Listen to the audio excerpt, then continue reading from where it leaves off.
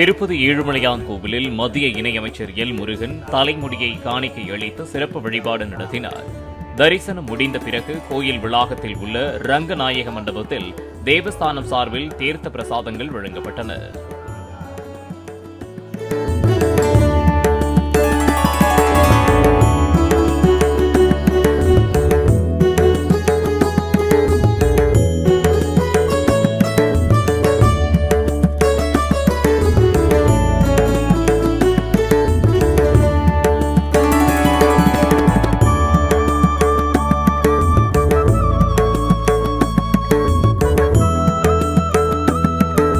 Play store மற்றும் app ஸ்டோரில் இருந்து பாலிமர் செயலியை QR கோடு மூலம் பதிவிறக்கம் செய்யுங்கள்.